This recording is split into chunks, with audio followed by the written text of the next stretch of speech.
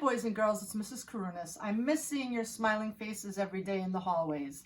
Today I'm going to share with you one of my favorite math books, The Greedy Triangle by Marilyn Burns.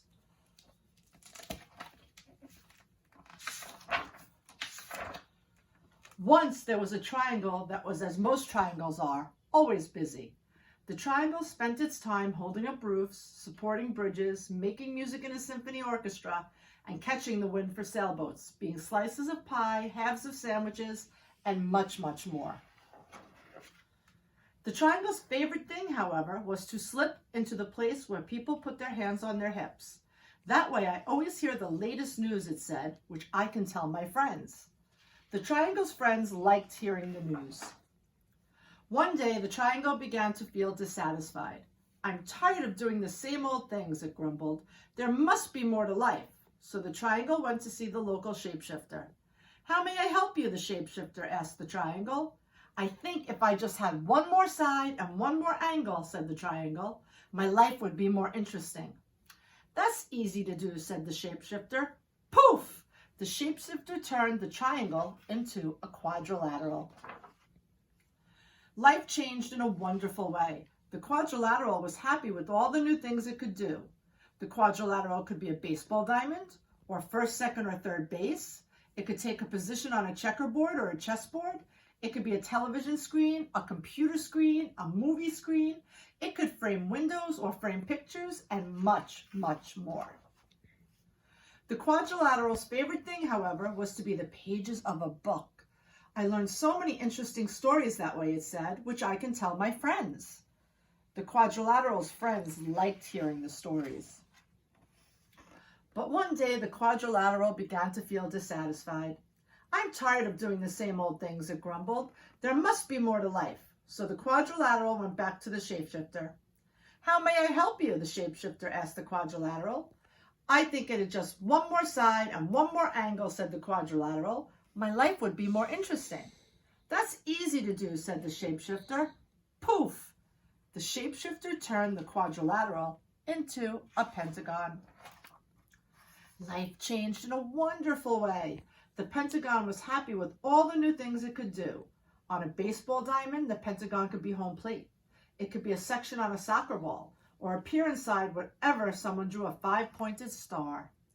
The pentagon's favorite thing to do, however, was to be the headquarters of the United States military near Washington, D.C. "I hear all the top secrets that way," it said. "It's too bad I can't tell them to my friends." The Pentagon's friends couldn't help but feeling left out. After a while, time seemed to pass slowly for the Pentagon, and it became dissatisfied.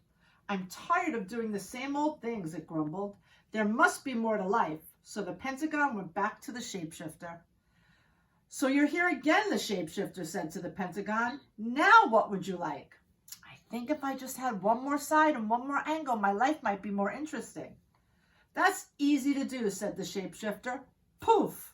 The shapeshifter turned the pentagon into a hexagon.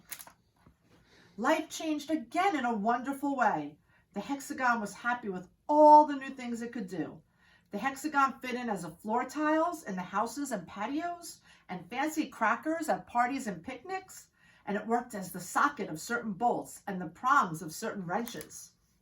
The hexagon's favorite thing to do, however, was to be a cell in a beehive. "I love watching the bees as they buzz in and out," it said. The hexagon spent so much time in the beehive, it was too busy to talk to its friends. The friends missed the hexagon and couldn't help but feeling ignored. Again and again, the shape became restless, dissatisfied, and unhappy with its life. Again and again, it returned to the shapeshifter for more sides and angles. The shapeshifter agreed to turn it into one shape after another, a heptagon, an octagon, a nonagon, a decagon, and on and on.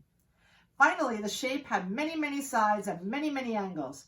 Its sides were so small that it had trouble keeping its balance.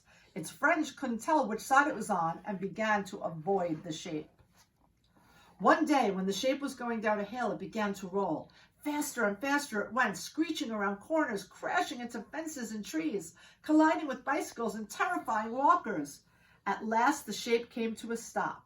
It felt tired and dizzy and lonely and sad. Enough, thought the shape. I don't know which side is up. I can't keep my balance. My friends don't want me around. The shape could no longer remember why it had been so unhappy as the triangle. Very carefully, it made its way back to the shapeshifter. Aren't you happy yet? Said the shapeshifter. I want to be a triangle again, said the shape. I'm not surprised, said the shapeshifter. Poof! The shapeshifter turned the shape back into a triangle. The triangle was delighted to have its old shape back again, and it kept itself very busy.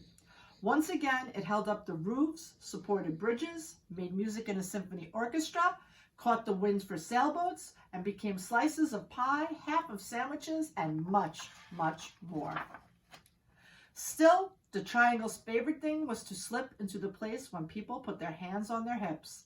That way I always hear the latest news, it said, which I can tell my friends. And its friends liked hearing the news and were glad the triangle was back in shape again.